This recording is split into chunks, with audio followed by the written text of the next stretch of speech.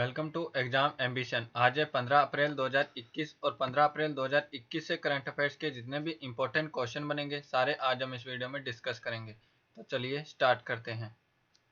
पहला क्वेश्चन है, हाल ही में किस केंद्र शासित प्रदेश को टीबी मुक्त घोषित किया गया है? तो इस क्वेश्चन का सही ऑप्शन है सी, लक्षद्वीप। हाल ही में केंद्र शासित प्रदेश लक्षद्वीप और जम्मू कश्मीर के बड़गांव जिले को टीबी मुक्त घोषित किया गया है। यह घोषणा केंद्रीय स्वास्थ्य मंत्री डॉक्टर हर्षवर्धन सिंह ने की है। उल्लेखनीय है कि भारत का वर्ष 2025 तक टीबी मुक्त होने का लक्ष्य है। एक रिपोर्ट के अनुसार कोरोना काल में दुनिया भर में टीबी के मरीजों की संख्या में 25% तक की कमी हुई है। ये है मैप में लक्षद्वीप। लक्षद्वीप की कैपिटल है करावती। लक्षद्वीप के प्रशासक है प्रफुल्ल खोड़ा पटेल। नेक्स्ट क्वेश्चन, हाल ही में बलबीर सिंह जूनियर का निधन हो गया है, वह किस खेल से जुड़े हुए थे? तो इस क्वेश्चन का सही ऑप्शन है बी, हॉकी। भारतीय हॉकी टीम के पूर्व सदस्य बलबीर सिंह जूनियर का 88 वर्ष की आयु में निधन हो गया है। ये थे बलबीर सिंह जूनियर। बलबीर सिंह जूनियर 1958 में एशियाई खेलों में रजत पदक विजेता भारतीय हॉकी टीम के सदस्य थे। नेक्स्ट क्वेश्चन, ई सेंटा पोर्टल किसने लॉन्च किया है? तो इस क्वेश्चन का सही ऑप्शन है डी, पीयूष गोयल। केंद्रीय वाणिज्य एवं उद्योग मंत्री श्री पीयूष गोयल ने ई सेंटा पोर्टल लॉन्च किया है। यह पोर्टल जलीय खेती करने वाले किसानों एवं खरीदारों को जोड़ने के लिए प्लेटफॉर्म प्रदान करने वाला एक इलेक्ट्रॉनिक मार्केट प्लेस है।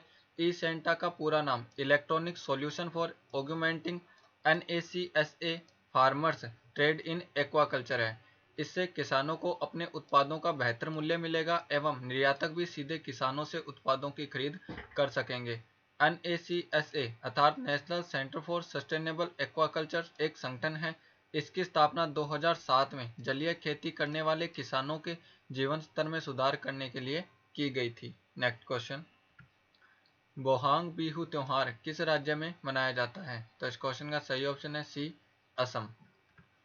बोहांग बिहू त्योहार असम राज्य में मनाया जाता है। यह असमिया नववर्ष की शुरुआत के उपलक्ष्य में मनाया जाता है। यह त्योहार मध्य अप्रैल में शुरू होता है और 7 दिनों तक मनाया जाता है। इस पर्व को रोंगाली बिहू भी कहा जाता है। इस पर्व के अवसर पर लोगों के द्वारा राज्य का प्रसिद्ध लोक नृत्य बिहू भी किया जाता है। यह है मैप में असम। असम की राजधानी है दिसपुर। असम के मुख्यमंत्री हैं सर्बानंद सोनोवाल और असम के राज्यपाल हैं जगदीश मुखी। असम में विधानसभा की 126 सीट है, लोकसभा की 14 सीट है और राज्यसभा की 7 सीट है। असम के वर्तमान मुख्य न्यायाधीश सुधांशु धूलिया हैं। नेक्स्ट क्वेश्चन, आहार क्रांति मिशन किसने लॉन्च किया है? तो इस क्वेश्चन का सही ऑप्शन है सी, हर्षवर्धन सिंह। केंद्रीय स्वास्थ्य मंत्री डॉक्टर हर्षवर्धन सिंह ने आहार क्रांति मिशन की शुरुआत की है। आहार क्रांति मिशन विज्ञान भारती एवं global Indian scientist and technocrats forum की एक पहल है। इस मिशन का उद्देश्य उत्तम आहार उत्तम विचार है। इसके तहत पोषित संतुलित आहार के बारे में जागरूकता फैलाना है। इस क्रांति का उद्देश्य भारत और पूरे विश्व द्वारा झेली जा रही भूख और बहुत सारी बीमारियों की समस्याओं का समाधान निकालना है। Next question, India energy dashboard 2.0 किसने लॉन्च किया है? तो इस क्वेश्चन का सही ऑप्शन है ए, नीति आयोग। हाल ही में नीति आयोग ने इंडिया एनर्जी डैशबोर्ड 2.0 लॉन्च किया है। इसका उद्देश्य देश के ऊर्जा से जुड़े डाटा का एक केंद्रीय डेटाबेस तैयार करना है। केंद्रीय ऊर्जा प्राधिकरण, कोयला नियंत्रण संगठन और पेट्रोलियम एवं प्राकृतिक गैस मंत्रालय द्वारा प्रकाशित किए गए ऊर्जा से जुड़े आंकड़ों को इस डैशबोर्ड में शामिल किया जाता है। नीति आयोग के द्वारा इंडिया एनर्जी डैशबोर्ड का पहला संस्करण 2017 में लॉन्च किया गया था। National institution for transforming India NITI Aayog की स्थापना 1 जनवरी 2015 को की गई थी। इसके अध्यक्ष प्रधानमंत्री श्री नरेंद्र मोदी हैं। नीति आयोग के उपाध्यक्ष राजीव कुमार और CEO अमिताभ कांत हैं। Next question, DGFT trade facilitation app किस मंत्रालय ने लॉन्च किया है? तो इस क्वेश्चन का सही ऑप्शन है ए, वाणिज्य और उद्योग मंत्रालय। वाणिज्य और उद्योग मंत्रालय ने DGFT trade facilitation app launch किया है। इस ऐप का उद्देश्य ईज ऑफ डूइंग बिजनेस को बढ़ावा देना और आयातकों एवं निर्यात को जल्दी से सूचना पहुंचाना है। यह आयात और निर्यात संबंधित प्रक्रियाओं के लिए लेन देन लागत एवं समय को कम करेगा तथा पारदर्शिता को बढ़ावा देगा। यह एक रियल टाइम व्यापार नीतियों की जानकारी, सूचनाएं आदि उपलब्ध करवाकर गवर्नेंस को आसान, किफायती और सुलभ बनाता है। Directed general for foreign trade DGFT वाणिज्य एवं उद्योग मंत्रालय के तहत कार्यरत है। नेक्स्ट क्वेश्चन, भारत का पहला वर्टिकल फॉरेस्ट टावर किस राज्य में बनाया जा रहा है? तो इस क्वेश्चन का सही ऑप्शन है सी, कर्नाटक। भारत का पहला vertical forest tower Bengaluru Karnataka में बनाया जा रहा है। इसका निर्माण माना प्रोजेक्ट्स प्राइवेट लिमिटेड द्वारा किया जा रहा है। इस टावर का नाम माना फॉरेस्टा है। यह टावर एक अपार्टमेंट टावर कॉम्प्लेक्स है जिसमें खिड़की एवं बालकनी में पेड़ पौधे लगाए जाते हैं।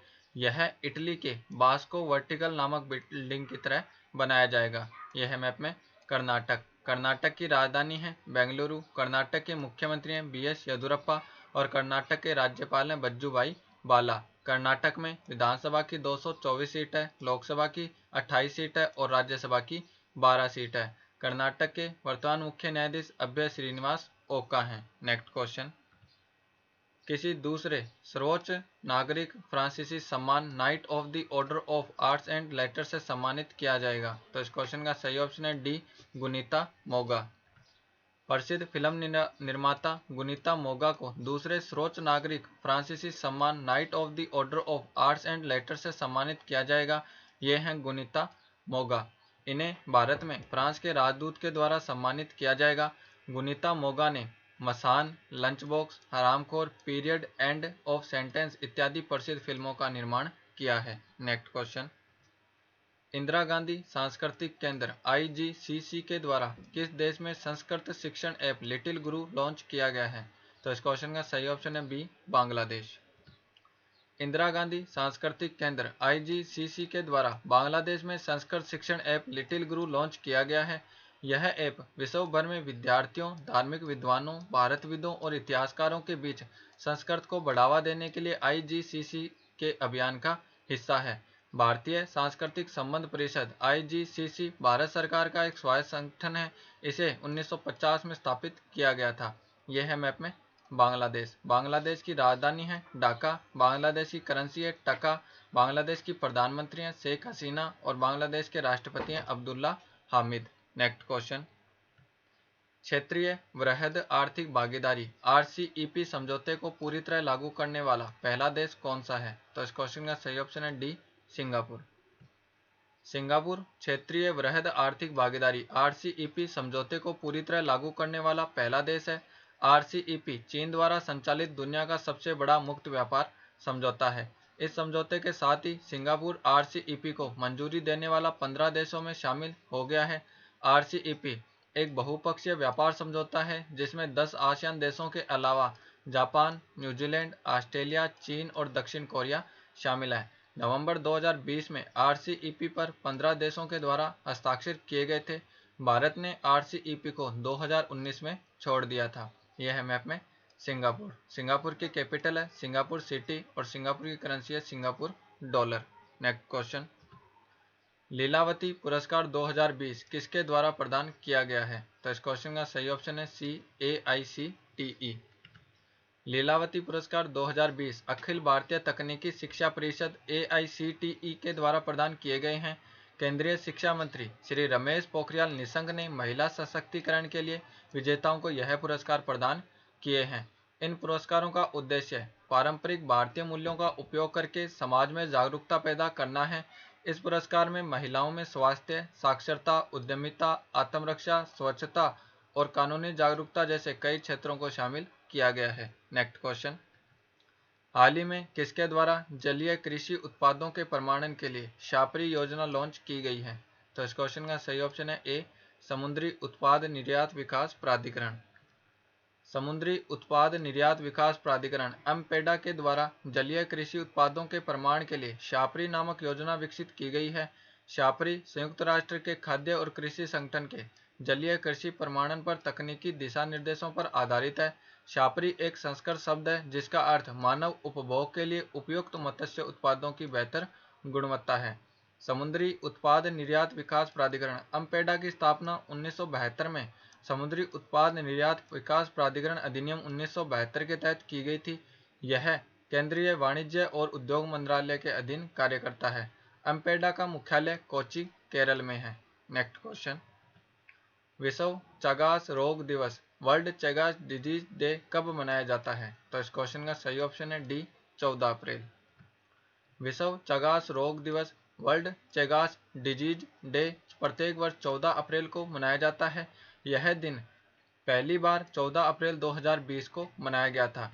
इसकी खोज 14 अप्रैल 1909 को ब्राजील के डॉक्टर कार्लोस राइबेरियो जस्टिनियानो चागास ने की थी। ये वीडियो आपको कैसा लगा हमें कमेंट बॉक्स में लिखकर जरूर बताएं और हमारे इंस्टाग्राम और टेलीग्राम चैनल को भी फॉलो करें।